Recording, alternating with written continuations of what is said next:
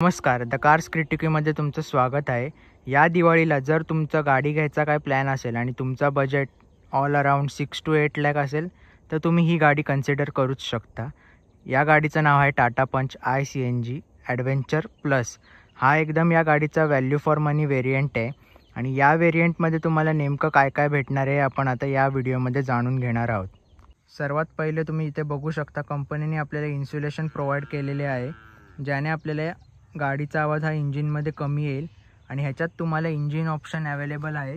1.2 लिटरचं 1199 CCचं रेव्हरेट्रॉन 3 cylinder engine, जे power output देत आहे 87 bhp आणि टॉर्क आपल्याला जनरेट करून देत आहे 115 Nmचं. सर्वात पहिले तुम्ही इथे बघू शकता, फ्रंट प्रोफाईलवरून चालू करूया आपण. इथे सर्वात पहिले तुम्हाला हा CNG व्हेरियंट आहे म्हणून इथे तुम्हाला CNGची बॅजिंग भेटणार आहे. नंतर इथे आहे वायपरची प्लेसमेंट. नंतर खाली आलात की तुम्हाला इथे भेटणार आहेत एक पार्किंग लाईट आणि एक इंडिकेटरचं कॉम्बिनेशन असणारी लाईट. म्हणजे जर तुम्ही ह्याच्यावरचा व्हेरियंट घेतलात ना तर हा जो तुम्हाला दिसतो आहे हा पार्ट पूर्ण तुम्हाला एक DRL भेटणार आहे आणि तेच DRL ॲज अ इंडिकेटर पण वर्क करतील. पण ह्या व्हेरियंटमध्ये तो ऑप्शन नाही आहे. इथे तुम्हाला भेटणार आहे इंडिकेटर आणि हा एक पार्किंग लाईटचा बल्ब. नंतर ह्याच्यात तुम्ही खाली बघू शकता हॅलोजन बेस्ड हेडलॅम्प्स भेटणार आहेत, LED नाही आहेत. नंतर तिथून खाली गेलात तर इथे आहे फॉग लॅम्पची प्लेसमेंट. या व्हेरियंटमध्ये फॉग लॅम्प्स देखील कंपनी ऑफर करत नाही आहे, पण ॲज अ ॲक्सेसरीज ते लावून देतात जर आपल्याला लावायचे असतील. नंतर इथे तुम्ही बघू शकता हॉर्नची प्लेसमेंट आहे आणि त्याच्यावर एक ट्राय ॲरो टाईप 3 इंचची डिझाईन आहे. नंतर इथे बघू शकता ग्लॉस ब्लॅक ग्रिल आहे आणि त्याच्यावर टाटाचा लोगो आहे. नंतर त्याच्या खाली तुम्ही बघू शकता नंबर प्लेटचं प्लेसमेंट आहे आणि त्याच्या खालची ग्रिल ही देखील तुम्हाला ट्राय ॲरोच्या डिझाईनमध्ये भेटत आहे. आता आपण आलेले आहोत गाडीच्या साईड प्रोफाईलवरती. या गाडीचे डायमेन्शन्स आहेत 3827 × 1742 × 1615 mm आणि या गाडीचा जवळपास व्हील बेस आहे 2445 mm आणि ही गाडी आपल्याला ग्राउंड क्लिअरन्स ऑफर करत आहे 187 mmचा. आणि जसे आपण आता dimensions, wheel base, ground clearance बघितला तसेच आपण या गाडीचे टायर प्रोफाईल बघणार आहोत. या गाडीत तुम्हाला भेटत आहेत 15 इंचचे steel rims with wheel cap. हे अलॉईज नाही आहेत पण पूर्ण ब्लॅकड आउट आहेत. आणि या गाडीत तुम्हाला कंपनी टायर प्रोफाईल जी देत आहे ती आहे 185/70 R15. नंतर तिथूनच तुम्ही असे वर बघितलं तर तिथे तुम्हाला दिला आहे डोर उघडायचा ऑप्शन. नंतर B पिलर हा ब्लॅकड आउट आहे गाडीचा. फ्रंट डोर हँडल हा आपल्या नॉर्मल गाड्यांसारखाच आहे, फक्त टाटानी हेच या रियर जसं की अल्ट्रॉज आणि पंचमध्ये आपल्याला इथून उघडायचं ऑप्शन दिलेलं आहे. नंतर पुढे आलात तर तुम्ही बघू शकता इथे मिररवर इंडिकेटर दिलेला आहे, फेंडरवर नाही दिलं आहे. आणि पूर्ण गाडीच्या साईडला, खालच्या साईडला पूर्ण ब्लॅक क्लॅडिंग दिलेली आहे. आता आपण आलेलो आहोत या गाडीच्या रियर प्रोफाईलवर. सर्वात पहिले तुम्ही इथे बघू शकता आपल्याला सिम्पल अँटिना ऑफर केलेला आहे, शार्क फिन अँटिना नाही आहे. त्याच्या खाली तुम्ही बघू शकता हाय माउंट स्टॉप लॅम्प आहे. इकडे वोकल फॉर लोकलची बॅजिंग, इथे CNGची बॅजिंग. नंतर इथे आहे टाटाचा लोगो, इथे आहे पंचची बॅजिंग आणि त्याच्या जस्ट बाजूला आहे ICNGची बॅजिंग. आणि या गाडीत जे तुम्हाला टेल लॅम्प्स भेटत आहेत ते टेल लॅम्प्स हॅलोजन असणार आहेत, LED बेस्ड नाही आहेत. नंतर तिथून खाली गेलात तर तुम्हाला रिफ्लेक्टर्स भेटणार आहेत. हा इथे एक आणि दुसरा आहे इथे आणि त्याच्याच बाजूला आहे अशी ट्राय ॲरो स्टाईल डिझाईन आहे. नंतर तिथून खाली गेलात तर ही असणार आहे नंबर प्लेटची प्लेसमेंट. तिथून या गाडीत तुम्हाला खाली भेटणार आहेत रिव्हर्स पार्किंग सेन्सर, जे की 2 असणार आहेत, एक इथे आणि एक इथे. त्याच्यात जस्ट खाली आहे तुमची रिव्हर्स लाईट. आणि या गाडीचा स्टेपनी हा तुम्हाला खाली भेटणार आहे, इकडे अंडरबॉडी प्लेस्ड आहे, कारण ही गाडी आहे ट्विन सिलेंडर टेक्नॉलॉजीवाली. ते आपण पुढे बघूया. ते आपल्याला भेटत आहे CNG आणि पेट्रोल रिफिल करायचं ऑप्शन. या गाडीच्या पेट्रोलची कॅपॅसिटी आहे 37 लिटर्सची. आता आपण या गाडीचं एक्सटेरियर तर बघितलं आहे, आता आपण जाऊया या गाडीच्या इंटेरियरकडे. त्याआधी तुम्हाला एक दाखवतो आहे बघा, रिअर विंडशिल्डवर इथे बेबी रायनोचा असं डिझाईन आहे. नंतर मगाशी एक ते राहून गेलं ते माझ्याकडून, ते होतं या गाडीत आपल्याला टाटाच्या लोगोखाली एक रिव्हर्स कॅमेरा पण भेटतो आहे. नंतर इथे पंचच्या बॅजिंगच्या खाली इथे एक बूट ओपन करायला आपल्याला रिक्वेस्ट सेन्सर आहे. नंतर बूट ओपन करताच या गाडीत ट्विन सिलेंडर टेक्नॉलॉजी असून सुद्धा आपल्याला ही गाडी इथे 366 लिटर्सचा बूट स्पेस ऑफर करत आहे. हिचे आपले CNGचे टँक बघा अशा प्रकारे प्लेसमेंट केलेली आहे. सर्वात पहिले आपण या गाडीच्या रिअरपासूनच सुरुवात करूया, नंतर फ्रंट प्रोफाईल म्हणजेच ड्रायव्हिंग सीटवर जाऊया, कारण तिथे गेल्यावर आपल्याला बरंच काय काय बघायला भेटणार आहे. तर ते लास्टलाच ठेवूया. हे सर्व मागचं क्लिअर करून घेऊया आधी. इथे तुम्ही बघू शकता, तुम्हाला ग्लॉस ब्लॅकमध्ये डोर हँडल्स दिलेले आहेत. नंतर इथे आहे पॉवर विंडोचं ऑप्शन. नंतर इथे तुम्ही बघू शकता तुम्हाला ड्युएल टोनमध्ये दिलेले आहेत डोर. नंतर इथे तुम्हाला थोडीशी जागा दिलेली आहे.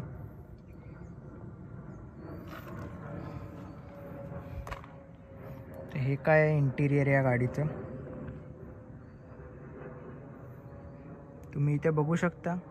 या सीट कवरवर ट्राय एरो स्टाईल डिझाईन आहे आणि मागे बसणारे तिन्ही पर्सनना वेगवेगळे सीट बेल्ट इथे अलॉट केलेले आहेत. आणि आपण आता या गाडीत बॅक साईडला बसूया. हे बघा, ही सीट आहे ती अकॉर्डिंग टू माझ्या ॲडजस्ट आहे. त्याला बघायला गेलो तर इथे बराच हा लेग स्पेस आपल्याला ही गाडी ऑफर करत आहे. नंतर तिथून इथे खाली बघितलं तर इथे तुम्हाला दिलेले आहेत ACचे वेंट्स, जे की तुम्ही इथून कंट्रोल करू शकता. नंतर त्याच्या खालीच तुम्हाला एक भेटणार आहे 5 वोल्टचा टाईप A सॉकेट आणि इथे तुम्हाला थोडीशी मोबाईल ठेवायला जागा. फ्रंट राईट म्हणजेच ड्रायव्हर सीटवर जायच्या आधी आपण फ्रंट लेफ्टला या गाडीत आपल्याला काय काय भेटणार आहे ते बघून घेऊया. आपल्याला इथे भेटणार आहे एअरबॅगची बॅजिंग.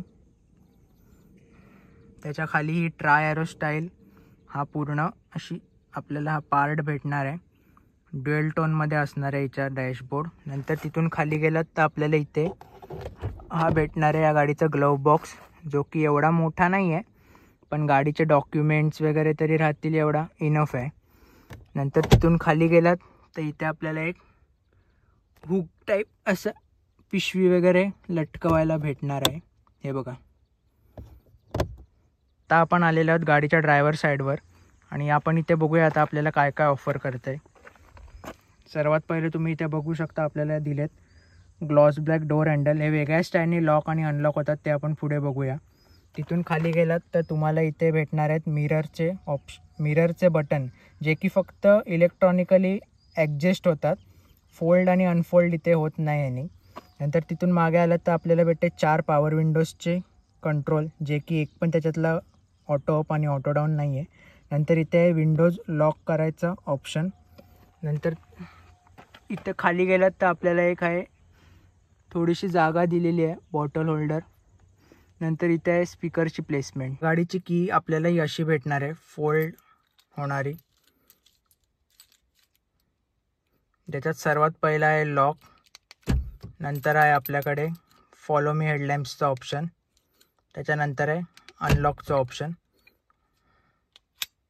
तुम्हाला गाडी चालू करायच्या आधी काही अशा प्रकारचं ॲनिमेशन बघायला भेटणार आहे. हे बघा, तुम्ही बघू शकता. स्पीडोमीटरपासूनच चालू करूया. इथे आपल्याला लेफ्ट साईडला भेटणार आहे RPM मीटर. तिकडे भेटणार आहे आपल्याला वरती CNGचं. तिथून खाली आपल्याला पेट्रोलची लेवल दिसणार आहे. इथून आपल्याला स्पीड आणि हा आहे आपला ओडोमीटर. आणि स्टेअरिंग काय अशा प्रकारचं आहे.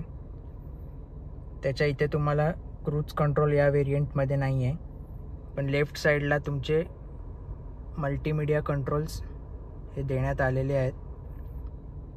इथे तुम्ही बघू शकता खाली ACच्या वेंट्सवर ग्लॉस ब्लॅक ट्रीटमेंट दिलेली आहे. इथून खाली आपण गेलो तर इथे आहे CNGचं स्विच. इथे आहेत हेडलाईट कंट्रोल्स आणि या साईडला आहेत आपले वायपर कंट्रोल्स. नंतर इकडे बघायला गेलात तर आपल्याला हा आहे मॅन्युअल IRVM. नंतर इथे बघितलं तर आपल्याला 2 तिकीट होल्डर दिलेत. त्याच्या या साईडला आहे व्हॅनिटी मिरर आहे आणि नंतर इकडं बघितलं तर इकडे आपल्याला व्हॅनिटी मिरर दिलेला नाही आहे, फक्त तिकीट होल्डर आहे. नंतर खाली आलात तर ही आपल्याला भेटते 7 इंचची हार्मनचं म्युझिक सिस्टम, जे की वायर्ड ॲपल कारप्ले आणि वायर्ड अँड्रॉइड ऑटो आपल्याला भेटणार आहे. नंतर त्याच्या खाली तुम्ही बघू शकता AC चे वेंट्स, आहे हॅझार्ड लॅम्पचं स्विच. तिथून खाली गेलात तर तुम्हाला भेटतं आहे AC कंट्रोल सर्व. हा आहे पूर्ण सर्क्युलेशनचा, हा फॅन स्पीड ॲडजस्ट करायला. नंतर जर हा नॉब तुम्ही इकडे फिरवलात तर ACचं आपलं इकडे बघू शकता तुम्ही लाईट्स, ACची कूलिंग आपण टेम्परेचर वाढवू शकतो. आणि हेच जर आपण ब्लू साईडला फिरवत, जर या साईडला माझ्या राईटला फिरवलं तर हीटर ऑन होतो आपल्या गाडीचा. नंतर खाली गेलात तर तुम्हाला इथे भेटत आहे डिफॉगिंगचं ऑप्शन आहे आणि हा पूर्ण AC ऑफ करायचं स्विच.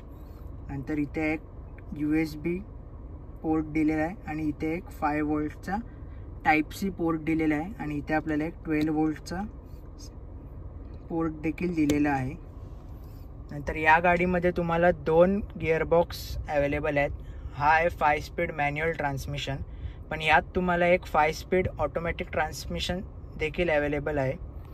नंतर तिथून मागे आलात तर तुम्हाला इथे भेटणार आहेत 2 कप होल्डर्स आणि या गाडीत आहे मॅन्युअल हँडब्रेक. नंतर इथे बघितलं तर तुम्हाला भेटणार आहे एक आर्मरेस्ट, जो की ठीक आहे, मीन्स काही नाहीपेक्षा तरी ओके आहे आणि तो पूर्ण सॉफ्ट टचमध्ये तुम्हाला भेटणार आहे. या गाडीच्या सेफ्टी फीचर्सबद्दल बोलायला गेलो तर या गाडीत आपल्याला सेफ्टी फीचर्स जी ही गाडी ऑफर करते ते आहेत.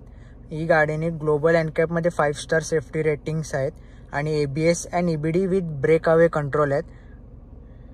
आपण गाडीच्या ड्राईव्ह रिव्ह्यूबद्दल बोलूया. सर्वात पहिले आपण इथे गिअर शिफ्टिंग किती स्मूथ आहे का हार्ड आहे ते बघून घेऊया.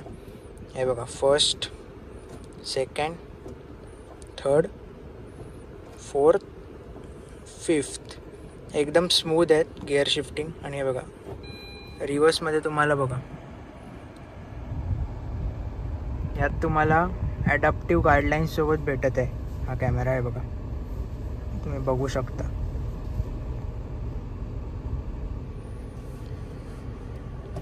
चला तर आपण आता जाऊया. थोडा ऑफ रोडिंग टाईपच हा रोड आहे.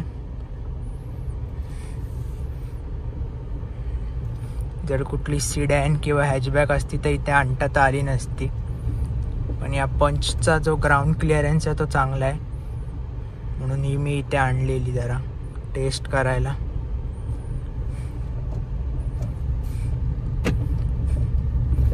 मीन्स नाही, इथे सस्पेन्शन एवढे चांगले आहेत ना. हे बघा, तुम्ही बघू शकता रस्ता थोडा खराबच आहे तरी पण ही चांगली परफॉर्म करते या रोडवर. पण थोडीशी सावकाशच, जर कुठले काटे असतील तर गाडीला स्क्रॅच लागेल.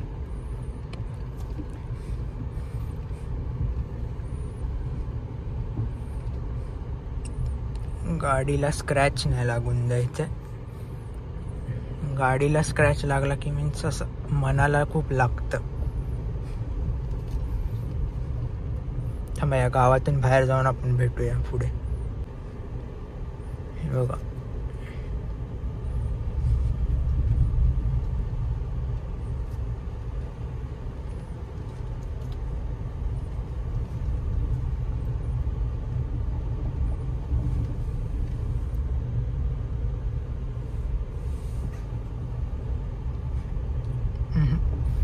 एक पण खड्डा असा मीन्स फील नाही होते.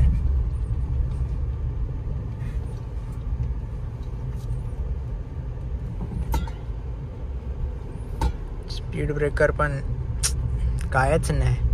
गाडी एकदम कर्ववर पण एकदम चांगली कंट्रोल होते.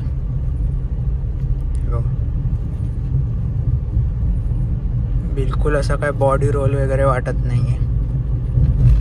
आता पुढून आपल्याला U-टर्न घ्यायचा आहे तर या गाडीचा एकदा स्टेअरिंग रिस्पॉन्स पण किती चांगला आहे ते आपण बघून घेऊया.